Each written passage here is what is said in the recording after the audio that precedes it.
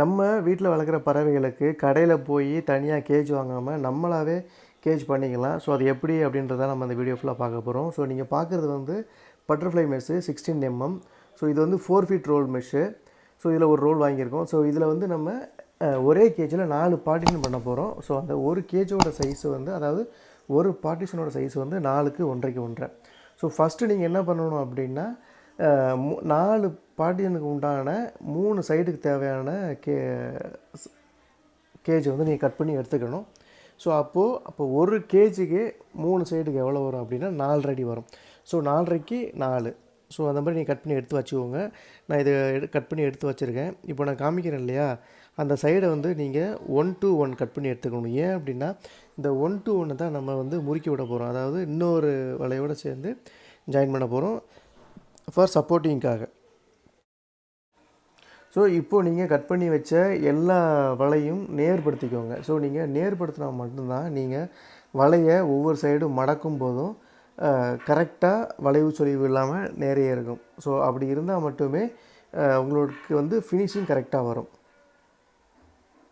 So நீங்கள் நேர்படுத்துறதுக்கு என்ன பண்ணுங்கள், சும்மா நார்மலாக நீங்கள் உங்களோட காலில் மிதிச்சுக்கிட்டே நேர்படுத்திடலாம். இதுக்குன்னு தனியாக நீங்கள் எந்த வித டூல்ஸும் வச்சு பண்ணணும்னு அவசியம் இல்லை.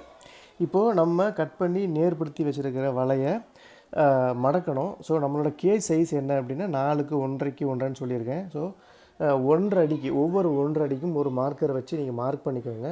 ஸோ அந்த மார்க் பண்ண இடத்துல இந்த மாதிரியான ஒரு பெரிய கட்டை வச்சுக்கோங்க. இந்த கட்டை எதுக்குன்னா, இந்த கட்டையை மார்க் பண்ண இடத்துல வச்சு தான் நம்ம மடக்க போகிறோம். ஸோ அப்படி மடக்கும்போது என்ன ஆகும் அப்படின்னா, கரெக்டாக மடங்கி வரும். கரெக்டாக மடங்கி வர இடத்துல நம்ம லைட்டாக சுற்றில வச்சு அடித்தாலே போதும், நம்ம மடங்கி நல்ல ஸ்ட்ரெயிட்டடாக வந்துடும்.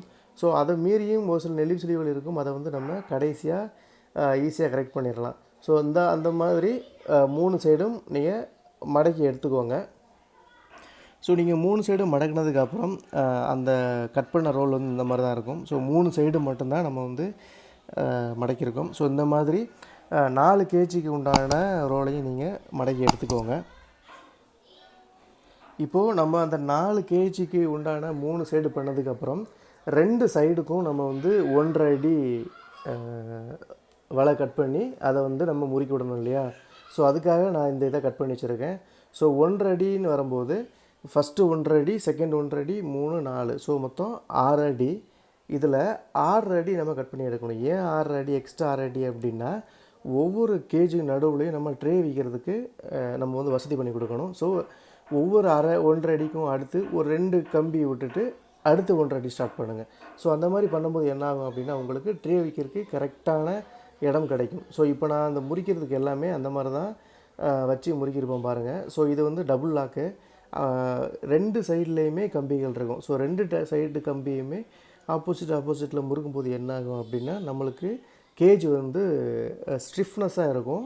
கேஜோட லைஃப்பும் ரொம்ப, நம்ம வெயிட் கொடுத்தா கூட கீழே மடிஞ்சிடாமல் அப்படியே இருக்கும். ஸோ இது ஒரு சைடோட ப்ராசஸ் நான் எப்படி மடக்கிறேன் அப்படின்றத காமிச்சிருக்கேன். ஸோ இதில் வந்து நான் மடக்கிறத என்னால் காமிக்க முடியல. நான் ஒருத்தர் தான் வீடியோ எடுக்கிறதுனால நான் அதை வந்து உங்களுக்கு காமிக்க முடியல. மடக்கினதை மட்டும் காமிச்சிருக்கேன் பாருங்கள். ஸோ ஃபஸ்ட்டு சைடு முடிஞ்சதுக்கப்புறம் அதே ப்ராசஸை செகண்ட் சைடு, இது வந்து செகண்ட் சைடு. ஃபஸ்ட்டு சைடு முடிஞ்சிருச்சு, அதை வந்து கீழே நான் மாற்றி வச்சுருக்கேன். இது செகண்ட் சைடு. ஸோ இந்த செகண்ட் சைடில் அந்த சைடு இருந்தும் நம்ம கட் பண்ண கம்பி இருக்கும், இந்த சைடு இருந்தும் கம்பி இருக்கும். ஸோ ஆப்போசிட்டில் நீங்கள் மடக்கும்போது என்ன ஆகும் அப்படின்னா, நான் சொன்ன மாதிரி கேஜிக்கு வந்து ஸ்டிஃப்னஸ் கிடைக்கும். ஸோ இந்த மாதிரி நீங்கள் உங்களோட மெஷ்ஷை க்ளீனாக பார்த்து கரெக்டாக இருக்கா, கோணலாக போகாமல் நம்ம கட் பண்ண வலைகள்லாம் கரெக்டாக இருக்கா அப்படின்னு பார்த்து நீங்கள் பண்ணிக்கோங்க. ஏன் அப்படின்னா, கொஞ்சம் லைட்டாக கோணலாக போயிட்டால் கூட பின் சைடில் நீங்கள் மடக்கும்போது கேஜ் வந்து பெண்ட் ஆகிறதுக்கு வாய்ப்பு உண்டு. அதே போல் பாட்டம்லேயும் கேஜ் வந்து ரொம்ப நெளிஞ்சிரும். ஸோ நம்ம 2 சைடும் வலை கட் பண்ணி மடக்கினதுக்கப்புறம் நம்ம கேஜ் பார்க்குறதுக்கு இப்படி தான் இருக்கும். ஸோ இன்னும் பின்னாடி நம்ம வச்சு மடக்கிட்டோம் அப்படின்னா கேஜோட ஒர்க்கு ஃபுல்லாக ஃபினிஷ் ஆகிரும் எக்ஸப்ட் டோரு. ஸோ நம்ம இந்த 4 கேஜுக்கு நடுவில் 2 கம்பி கேப் விட்ருக்கோம். எதுக்காக அப்படின்னா, இது நம்ம வந்து ட்ரே வச்சு எடுக்கிறதுக்காக. நான் இப்போ வலைகளை எப்படி மடக்கிருக்குன்னு பாருங்கள். டபுள் சைடும் மடக்கி விட்ருப்பேன், கம்பி ரொம்ப ஸ்ட்ராங்காக இருக்கும். ஸோ இந்த மேலே உள்ள எக்ஸஸாக இருக்கிற கம்பி வந்து ட்ரே வைக்கிறதுக்காக வச்சுருக்கேன். இது பின்னாடி வலையை வச்சு அடைச்சதுக்கப்புறம் ட்ரேக்கு தனியாக கட் பண்ணி நான் அதை வச்சுருவேன். ஸோ இப்போ பின்னாடி உள்ள ஸ்பேஸையும் நான் கவர் பண்ணிட்டேன். ஸோ சாம்பிளுக்கு நான் வந்து ஒரு கேஜிக்கு கவர் பண்ணது உங்களுக்கு காமிக்கிறேன். ஸோ பின்னாடி 4 சைடு நீங்கள் வந்து இது பண்ணுற மாதிரி இருக்கும். ஏன்னா கேஜ்லேயே அதிக டைம் எடுக்கிறது இந்த பின்னாடி உள்ள ஸ்பேஸை கவர் பண்ணி மூடுறது தான். ஏன்னா வலையும் ரொம்ப பெருசாக இருக்கும், கவர் பண்ண வேண்டிய ஏரியாவும் நிறையா இருக்கும். ஸோ இது ஃபுல் அண்ட் ஃபுல் கம்ப்ளீட்டான கேஜு. ஸோ எல்லா சைடும் நம்ம கவர் பண்ணியாச்சு எக்ஸப்ட்டு டோர். ஸோ ஃபைனலாக நம்ம பார்க்கும்போது நம்மளோட கேஜ் இப்படி தான் இருக்கும். இப்போ கேஜ் பாட்டம் ட்ரே வைக்கிறதுக்கு நம்ம வந்து வலை வைக்கணும் இல்லையா? ஸோ அதை எப்படின்னு பார்க்கலாம். ஸோ 4க்கு 1க்கு 1 தனியாக கட் பண்ணி எடுத்துக்கிட்டு அதை பாட்டமில் மிச்சம் இருக்கிற மெஷோட சேர்த்து நம்ம மடக்கி விடணும். ஸோ அந்த ப்ராசஸ் தான் இப்போ பண்ணிகிட்ருக்கேன். ஸோ இந்த ப்ராசஸ் இதை வந்து கரெக்டாக நீங்கள் பண்ணல அப்படின்னா கீழே நம்ம தனியாக கட் பண்ணி வைக்கிறதுனால அது வந்து ரொம்ப தொய்வாக இருக்கும். ஸோ தொய்வாக இருந்தது அப்படின்னா நம்மளுக்கு ட்ரே வைக்கும்போது அது கரெக்டாக நிற்காது. ஸோ அதை கேர்ஃபுல்லாக பார்த்து பொறுமையாக பண்ணிக்குவாங்க. ஸோ இந்த மாதிரி டபுள் லாக் போட்டிங்க அப்படின்னா உங்களுக்கு கரெக்டாக இருக்கும். ஸோ இப்போ கேஜோட ஃபுல் ஒர்க் முடிஞ்சது. இப்போ நம்ம டோரு கட் பண்ணணும். நான் எப்போதுமே டோருக்கு 1 அடி ஹைட்டு 1 அடி வித்து தான் யூஸ் பண்ணுவேன். ஏன் அப்படின்னா நான் யூஸ் பண்ணுற பானைகளும் பெருசாக இருக்கும், பாக்ஸ் வச்சாலும் பெரிய பாக்ஸில் தான் நான் வைப்பேன். ஸோ அது எல்லாமே நான் உள்ளே தான் வைப்பேன், பாக்ஸ் கூட நான் வெளியில் வைக்க மாட்டேன். அதனால் 1 அடிக்கு 1 அடி வித்து அப்படின்னா 1 அடி ஹைட்டு தான் நான் வச்சு அதோட டோர் நான் இது பண்ணுவேன். ஸோ நம்ம ஆல்ரெடி நம்மளோட பேர்ட்ஸ் கேஜிக்கு எப்படி டோர் செய்கிறது, டபுள் டோர் செய்கிறது அப்படின்றத ஒரு வீடியோவை மேக் பண்ணியிருக்கேன். ஸோ மேலே லிங்க் தர்றேன், நீங்கள் அதை போய் செக் பண்ணி பாருங்கள். அதுவும் ரொம்ப யூஸ்ஃபுல்லாக இருக்கும்.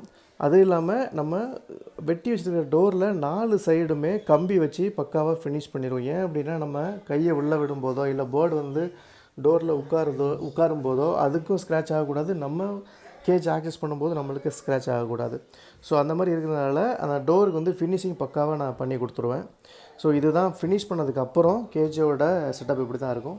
ஸோ 4 பார்ட்டிஷன்லேயுமே 1 அடி ஸ்பேஸ் விட்டு நான் வந்து கட் பண்ணி டோர் செஞ்சுருக்கிறேன். ஓகே ஃப்ரெண்ட்ஸ், இதோட நம்ம கேஜோட ஃபுல் செட்டப் கம்ப்ளீட் ஆகுது.